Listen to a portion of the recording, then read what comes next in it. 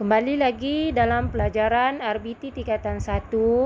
Kali ini cikgu akan menerangkan tajuk 4.1.2 iaitu jenis-jenis lakaran.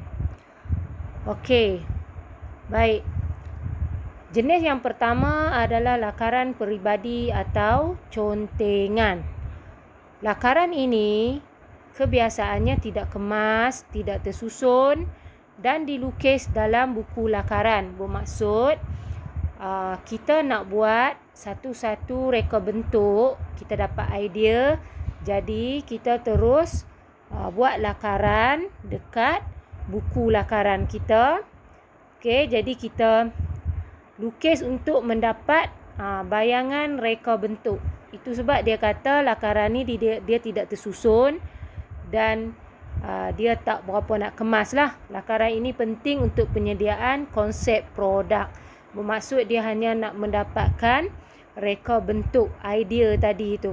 Okey, jadi gambar yang cikgu bagi dekat sini adalah lakaran contengan yang dibuat untuk mereka bentuk suatu handbag.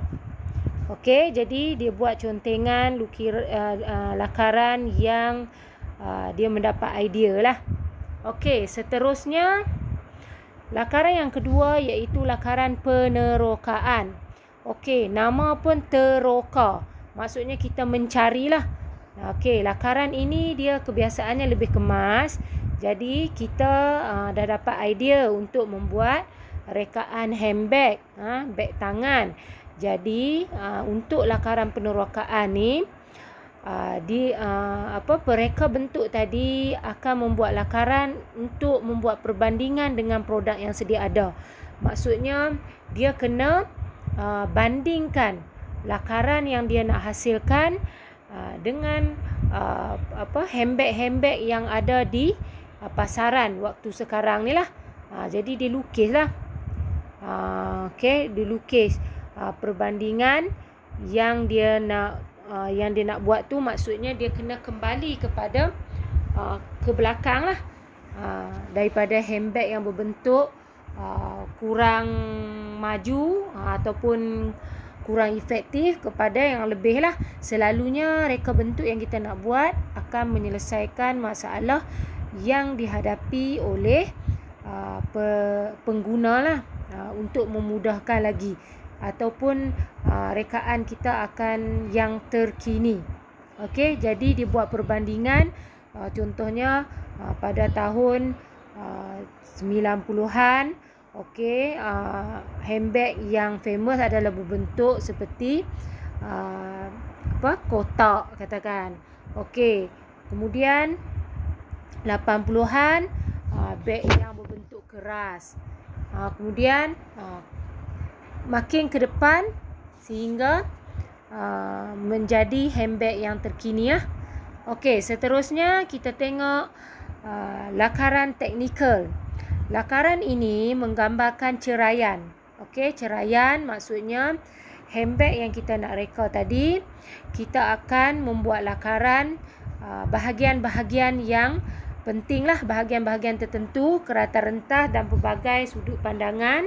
Kemudian kita akan letak perincian dimensi. Dimensi ni maksudnya ukuran. Jadi bila adanya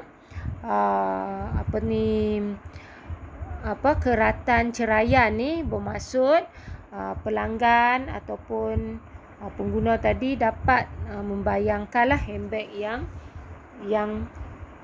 hendak direkakan. Okey, contohnya macam tangkai handbag tu.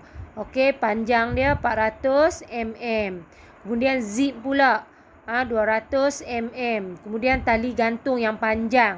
Handbag sekarang ni boleh pegang dan boleh galas, gantung yang panjang lah, tali yang panjang tu 600 mm. Kemudian bahan diperbuat daripada PVC, bukan kulit lah. Bahagian depan, belakang. Okey, boleh letak macam-macam perincian lagi lah.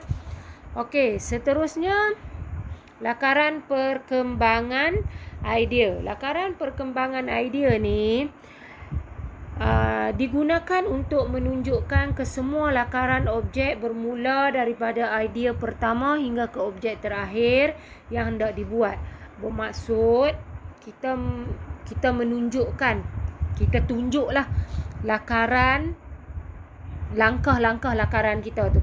Okey, lakaran handbag yang kita nak buat tadi tu, langkah yang pertama kita buat apa dulu? Contohnya di sini dia buat bentuk kotak dulu. Kemudian daripada kotak tadi dia perincikan menjadi reka bentuk luaran handbag. Kemudian langkah seterusnya baru kita letak tangkai dia. Dan yang terakhir perincian semua bahagian. Okey, itu bermaksud langkah-langkah yang kita langkaran yang nak ditunjukkan ni, perkembangan idea kita. Bermula langkah pertama kita buat lakaran hingga akhirlah hingga objek tadi siap. Okey, seterusnya lakaran persembahan. Okey, ini objek yang dah siap lah, reka bentuk yang dah siap.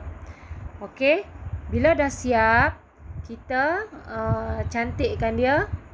Okey, sebab lakaran persembahan ni akan membantu pelanggan memahami konsep rekaan yang ingin disampaikan oleh mereka. Okey, jadi kita perincikan dia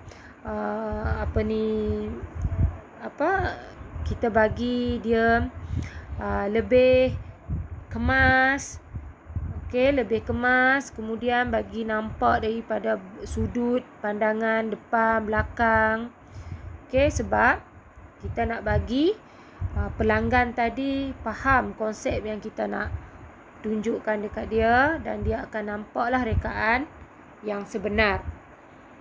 Okey, selain daripada itu, jenis lakaran boleh juga lakaran boleh juga dibuat menggunakan digital lah, lakaran digital. Okey, lakaran digital ni bermaksud kita akan menggunakan gadget ataupun aplikasi terkini. Sebab zaman sekarang ni zaman teknologi, jadi banyak dah aplikasi yang telah direka untuk memudahkan kita. Okey, sebelum ni kalau kita mendengar perkataan lakaran, bermaksud kita hanya menggunakan pensel dan kita membuat lakaran di atas kertas lah. Okey, tetapi lakaran digital ni kita boleh menggunakan gadget dan hasil lakaran akan menjadi lebih menarik dan dia nampak lebih real lah, realistik. Okey, nampak yang sebenar dan pelanggan kita akan mudah memahami konsep produk tersebut. Okey, baik. Itu saja penerangan saya kali ini. Terima kasih.